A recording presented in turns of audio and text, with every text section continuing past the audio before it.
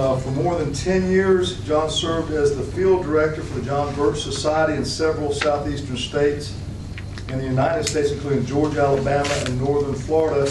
And John, you're going to enlighten us tonight on the Federal Reserve. Is that right? Hopefully. Okay. If y'all would give a big, warm Tea Party welcome to John Campbell. So I'm going to title my little talk tonight, The Road to Perdition. And I think the reason for the title is because there's about 6,000 years of recorded history that we know of.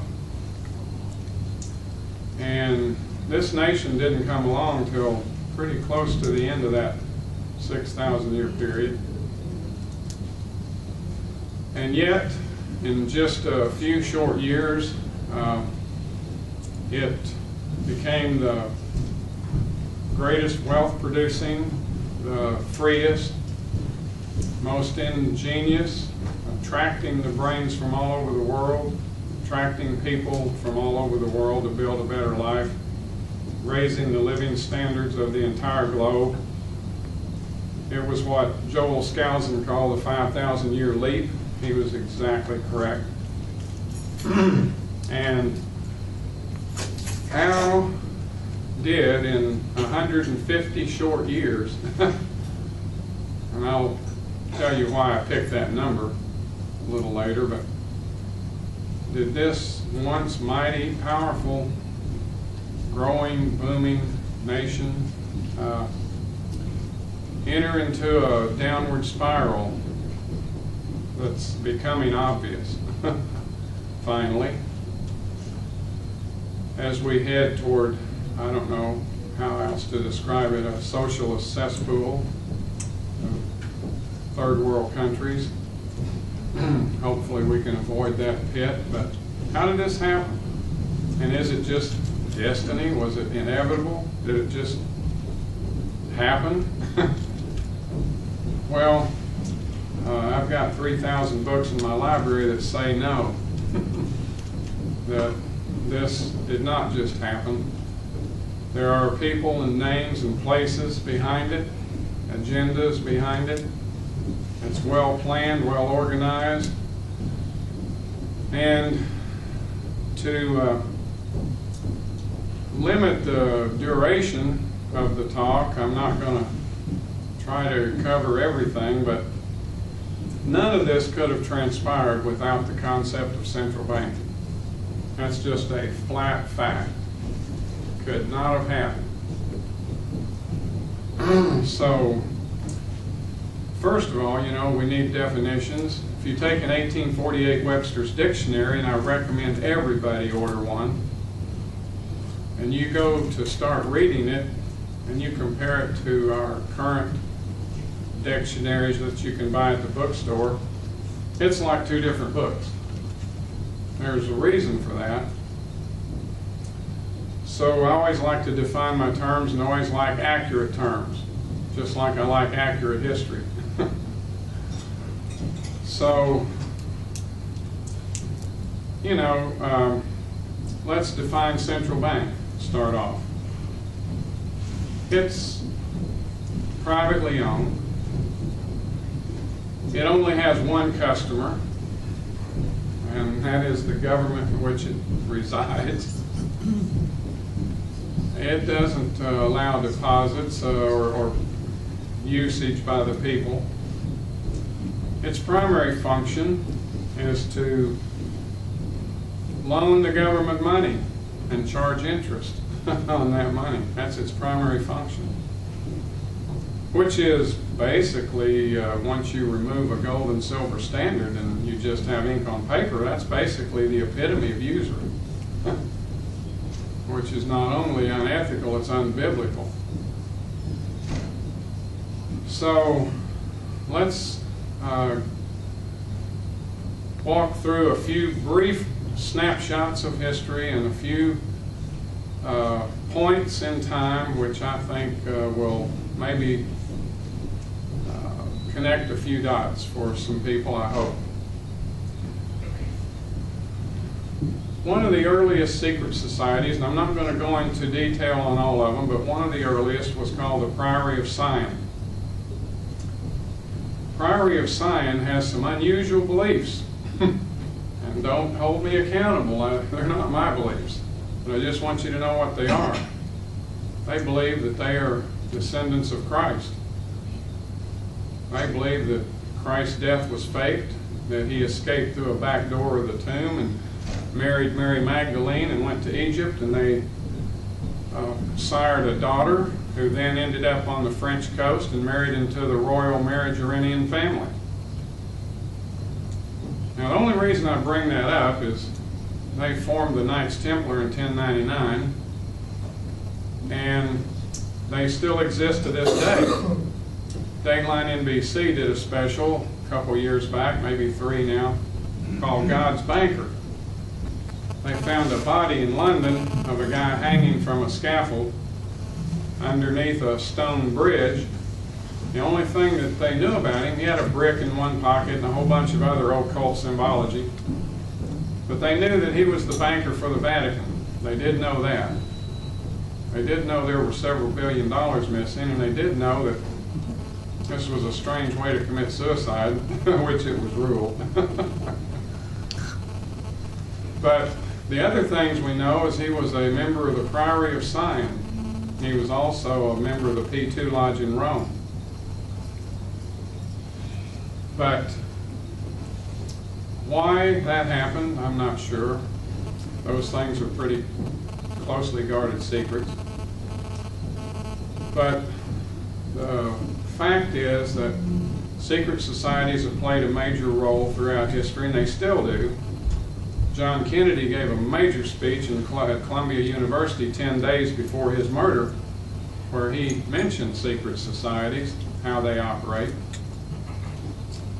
And so I'm going to jump next to the Jesuits, Ignatius of Loyola. And I hope to try to connect a couple of these dots here in a few minutes. That goes back to the 16th century, but you know, one thing that stands out among some of these societies is that as time marches on, they borrow from technology and they borrow from knowledge as it expands, and they use it and they incorporate it if it works. And they've pretty well got it refined today where it works pretty well. But one thing that is always interesting is, you know, the Knights Templar became fabulously wealthy with unknown sources or very little known sources. So did the Jesuits. But anyway, they established Loyola universities here in this country. They're all over, New Orleans, Chicago. Georgetown is probably one that I wouldn't mind mentioning. Because there was a professor at Georgetown University by the name of Carroll Quigley. And Carroll Quigley became the official historian for the elite group of individuals that I hope to identify, some of them at least, that operate within and use these secret societies. Carroll Quigley, as the official historian, wrote a 1,248-page book called Tragedy and Hope. He authored a second book called The Anglo-American Establishment. And what brought him to my attention, there were two things. First was W. Cleon Skousen, Joel's father, authored a book called The Naked Capitalist, which I recommend highly. You need that book. If you don't have it, you need it. That brought it to my attention because it's a Cliff Notes version from a patriotic point of view rather than a conspiratorial point of view of the book Tragedy and Hope. And the second thing that brought it to my attention was I'm from Arkansas, and for a very brief period of time was in the same university system with William Jefferson, Blythe, Rockefeller, Clinton, or whatever you want to call him, Slick Willie. And he didn't stay at Arkansas very long. He was advised, I am assuming, by people like J. William Fulbright to go to Georgetown. And the reason he was advised to go to Georgetown was he was to study under Carroll Quigley, because his career was about to become managed. And he was about to learn the secrets of how to break into the elite. So I read these books, and it's pretty fascinating material. Carroll Quigley, another thing is Bill Clinton, during his acceptance speech at the Democratic nomination in 1992, the only man that he thanked was Carroll Quigley, and he called him his mentor. That's a pretty interesting term, mentor. That's someone you try to emulate, someone you would like to copy. Kind of like our current president. Not sure what to call him. He's got 7 names. Barry, Dunham, Sotoro, Barack Hussein Obama, 6 of them. But anyway, he also lists a mentor in his book, Dreams from My Father. His mentor was Frank Marshall Davis, who was a Soviet agent, who was operating a photographic studio where he took nude pictures of Barack Obama's mother. And this has led to an investigation by a guy named Joel Gilbert, who has produced a book now called Dreams from My Real Father. I would recommend it. Anyway, going back to my train of thought, when Bill Clinton mentioned Carroll Quigley as his mentor, I thought, well, maybe Carroll Quigley has something to say that I need to find out about. So I read the books, and boy did he. Man, did he have something to say. He talks about this conspiracy pretty openly. I think conspiracy is a word that has been bandied about so much by the media. It took me a long time before I realized that conspiracy theory was 2 words. But conspiracies do exist. And the one of them I'm going to start with here shortly existed as a conspiracy. That means in secret up until 1848, and then they went public. But going back to Carroll Quigley briefly, he mentions Cecil Rhodes. And Cecil Rhodes decided to form a secret society, and he patterned his secret society after the Jesuits. And his secret society had a circle of the elite, which were at the top, and there were concentric rings around that. The next ring down from the elite were various groups that would know a little less and a little less as the rings expanded outward. But the most visible rings, which are everyday words today among knowledgeable people, are one of those rings in Great Britain was called the Royal Institute of International Affairs, and one of those rings in the United States is called the Council on Foreign Relations. And if you don't know anything about the Council on Foreign Relations, you need to study it. Their membership roster is public. You can download it on the internet, you can print it off and read it. But you don't just walk up and join. You have to be invited in. You have to have sponsors.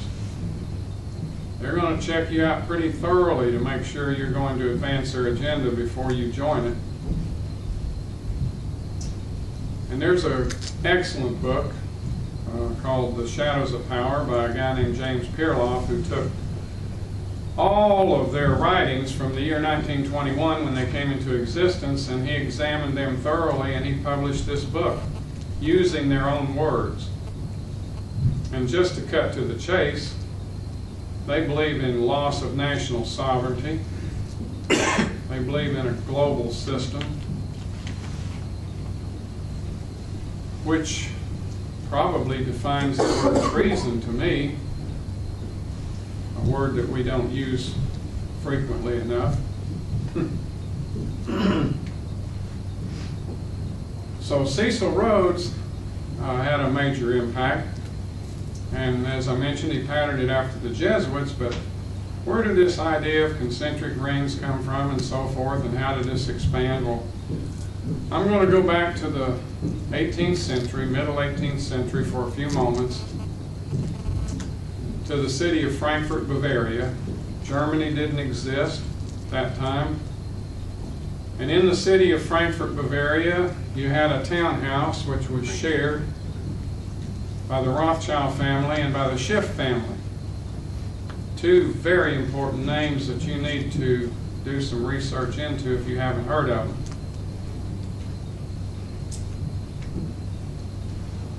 Moses Bauer was the patriarch of the coin minting business in Frankfurt, and he passed his minting business off to his son, Meyer Amschelbauer. Meyer Amschelbauer had 5 sons, and he sent them all to the financial centers of Europe. He sent Nathan to London, he sent Jacob to Paris, he sent Carl to Vienna, he sent Solomon to Naples, and he kept Meyer Amschel Jr. in Frankfurt, which was the home office. And because of this beginning, this early beginning, is why you have the Frankfurt School. It's why you have the Central Bank of the European Union located in Frankfurt that we just sent $13 trillion to. And so, and the Schiff family produced Jacob Schiff, who traveled to New York after being trained in London by the Rothschild family, where he bought Kuhn Loeb Company, moved it from Cincinnati back to New York, and used the Kuhn Loeb Company to bring Lev Bronstein over from Portugal, who you know as Leon Trotsky, and he put him up in a posh East Side Manhattan apartment, gave him a chauffeured limousine to all the money he could spend. The only requirement was he had to drive out to his home on Long Island every night for meetings. And eventually he furnished him $20 million in gold, and he furnished him 5,000 young immigrants that became known as the Mensheviks.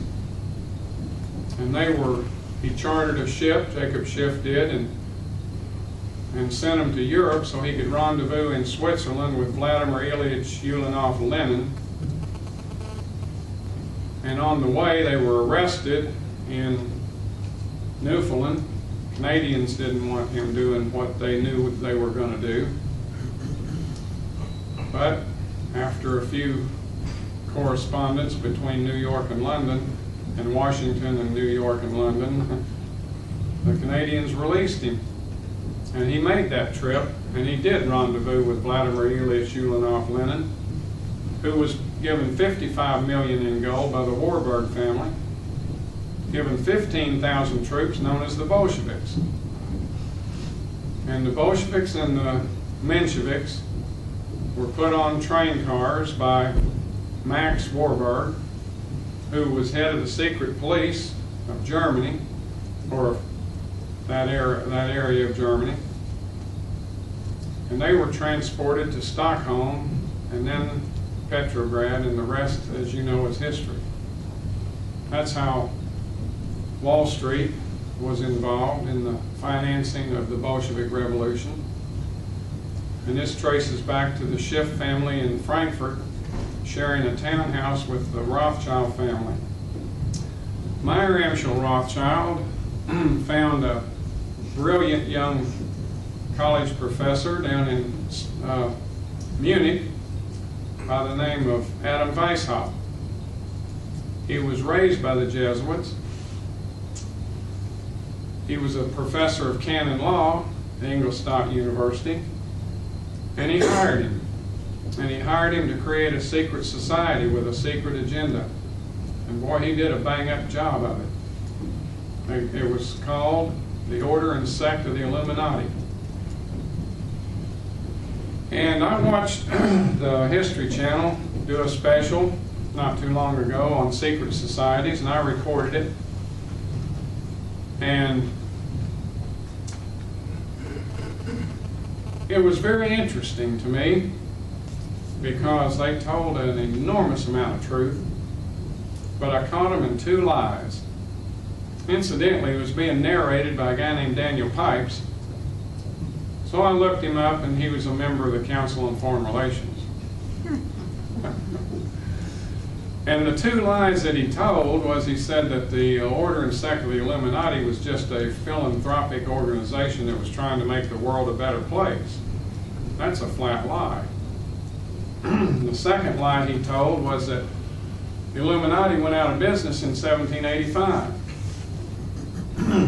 Well, the reason he could get away with that lie was because in 1785 they got caught.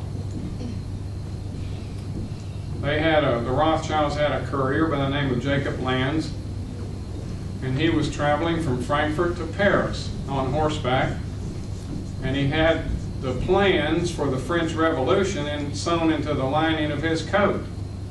And he was struck by lightning and killed.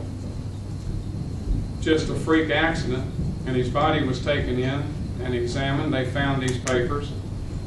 Karl Theodor was the head of Bavaria at that time, and he ordered immediate searches of all the Illuminati's homes and all the Grand Lodge of the Orient's homes that were involved in Paris with that lodge. People like Robespierre, and Danton, and Marat, others.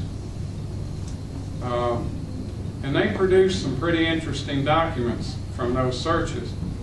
And eventually, some of them turned state's evidence to, like we would a plea bargain here, or to avoid prison. And so he obtained enough information to publish a book called The Original Writings of the Order and Sect of the Illuminati. Fantastic book, but you can't get it anymore. They're not available. You can, however, buy Proofs of a Conspiracy by John Robeson, and you can buy Memoirs Illustrating the History of Jacobinism by Abby Barwell. And if you read those two books, you probably don't need the original writing. But my point is this. The warnings were ignored, and the French Revolution came off on schedule in 1789. So they did not go out of business in 1785, as Daniel Pipes told us on the History Channel. As a matter of fact, Adam Weishaupt moved north to Prussia. Incidentally, that's where Karl Marx is from, Prussia. And a bunch of the others went south to Switzerland. And then they went really deep underground, and they became highly secretive. So tracing them from 1785 until 1848 is almost impossible. But let's jump forward to 1848. In 1848, there was a secret society called the League of Just Men. 10 years before that, they were called the League of Outlaws, and 10 years after that, they were called the League of Communists. But the one thing they had in common, they were all members of the Order and Sect of the Illuminati. And they hired Karl Marx to produce a document we now call the Communist Manifesto. So now, they're really no longer a conspiracy, because they're public now. And they scheduled revolutions in every country in Europe to correspond with the publication of that document. And sure enough, they did. They had revolutions in every country in Europe in 1848. Every single one of them failed miserably. The only thing is many of the people were expelled from their countries after those revolutions, and a lot of them came to the United States, and some of them became major officers in the Union Army, which is kind of interesting. If you, I could list several books to go down that rabbit hole with. But, you know, I have my own terminology for some of that stuff. Some of it is offensive to people, but, you know, regardless, that's my terminology. Like I call it the, you know, War of Northern Aggression and Southern Destruction, because I've read the 200 letters written between Karl Marx and his cousin Friedrich Engels, where they discussed every single battle in detail. And the word Reconstruction was first used by Karl Marx.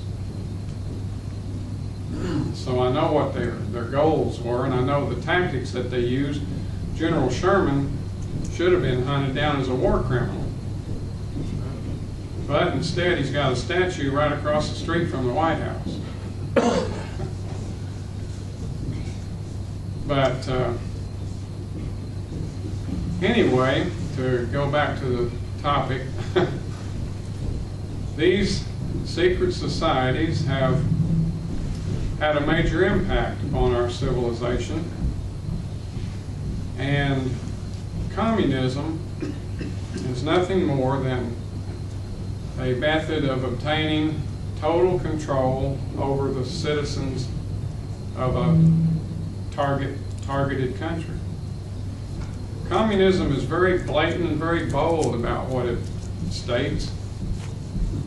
You know, they're capitalists. Communists are capitalists. Everybody's a capitalist. The only question is who owns the capital.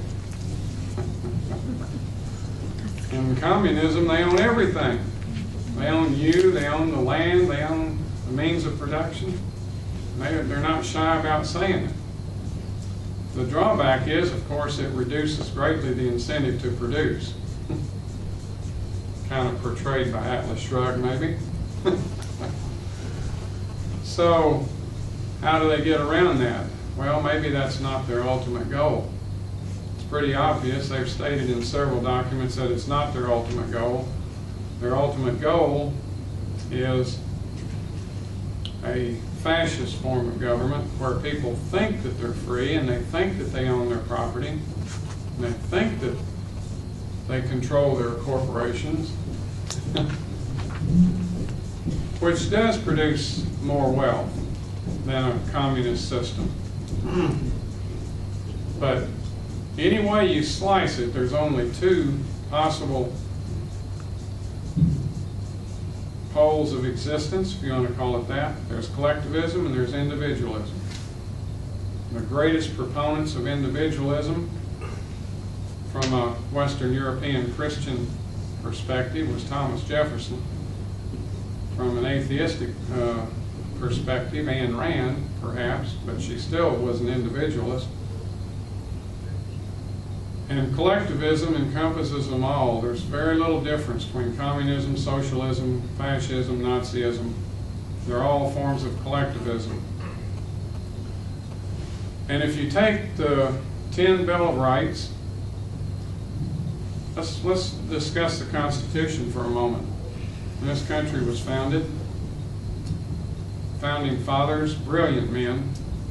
Kennedy once said that he had hired the brightest minds in the whole United States, and when he had them over for dinner, he had less brain power than if Thomas Jefferson dined alone. And I agree with that. Thomas Jefferson was brilliant. He wrote the Declaration of Independence by himself.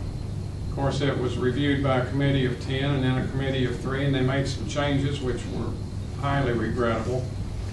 One of those changes was where he wrote, "We are endowed by our Creator with certain unalienable rights, and among those life, liberty, and property."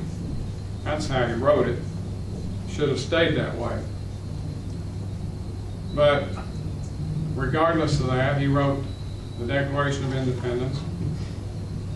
And in that he listed the abuses that their government was, or they were incurring from their parent government, which sound kind of mild when you look at what we're seeing today. You look at the NDAA Act, for instance, there's a good example. But anyway, those founding fathers basically created a social compact that's unequaled in history. And every single word of that Constitution limited government, every word of it.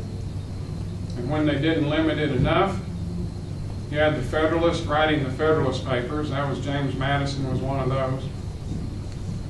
You had the Anti-Federalists writing on the other side.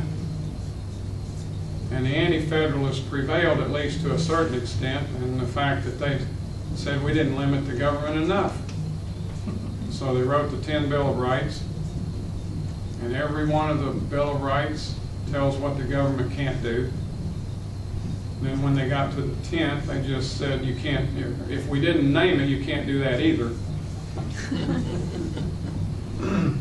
So, if you look at the 10 Bill of Rights, every single one of them has been abridged to a certain extent. Every single one of them. They're not all gone, totally, but they have been abridged. You know, people keep referring to the Second Amendment as an exception. It's not really an exception. The 1968 Gun Control Act, let me tell you where it came from. There's a senator by the name of Thomas Dodd. He has a son in the Senate now named Chris Dodd. Chris Dodd and Ted Kennedy are famous for the waitress sandwich. You can look that one up someday. But Chris Dodd, or Thomas Dodd, went to the Nuremberg trials, where we hanged people over there for doing what we're legally doing now. But anyway, while he was at the Nuremberg trials, he read Adolf Hitler's 1938 Gun Registration Act. Yeah, he said, this is pretty good. So he brought it back to the United States. He had it translated into English word for word, and it became our 1968 gun registration law. So the Second Amendment has been abridged even more since that date, 1968, with every new passing law. So our 10 Bill of Rights are disappearing. We've got an attorney general right now that likes to sell guns to the Mexican Sinaloa gun cartel. So it's absolutely, and then try to blame it on American gun dealers. But it's pretty incredible what we're seeing today. In case anyone missed that NDAA Act, National Defense Authorization Act, that absolutely, totally eradicates due process. That the president can determine who is arrested, a U.S. citizen, whether they live here or overseas. They can be held indefinitely without the right to an attorney, without the right to a trial, without the right to a telephone. And they can be tortured and they can be executed under that act, NDAA.